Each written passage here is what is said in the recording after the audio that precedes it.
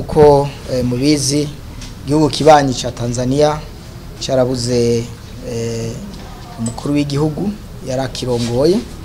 Twari twaje hano rero kugira ngo natwe tumusezere bwa nyuma, twongere kandi dushira umukono mu gitabo cyo guhoza abatanzania, twifatanye nabo muri ibi bihe by'umubabaro, kuko abatanzania ntitwovuga ko ari abagenzi gusa, ni n'inshuti n'abaryango n'abavukanyi. Iyo bagize ibibazo nk'ibi natwe tuba tubigize.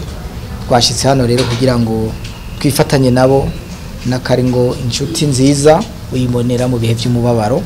Niyo ntumbero nyamukuru yari yadushikanye hano ku buserukizi bw'igihugu ca Tanzania mu gihugu cacu cy'u Burundi. Twovuga icyambere, yari umukuru w'igihugu ubwa mbere akunda abene gihugu biwe n'igihugu ciwe ca Tanzania, kandi yari yaritanze kugira ngo ashobore kugaragaza koko mu bikorwa vyiwe amahoro, umutekano n'iterambere ry'abene gihugu. Ikigira kabiri tworangiriza ko muri ivyo vyinshi vyo muranga, nuko yari umukuru w'igihugu umukozi kandi w'ingingo. Yari umukuru w'igihugu koko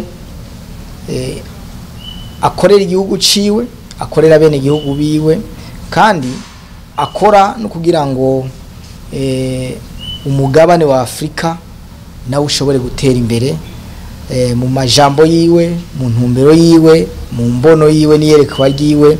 Vyaragaragara yuko yariko arakora atabona igihugu ca Tanzania gusa, ahubwo abona n'umugabane wa Afrika, kugira ngo abanyafrika tubumwe, tuvuge rumwe, tugira iterambere, natwe tuzamuke, dushobore kuva mu bukene tuje mu nzira y'iterambere.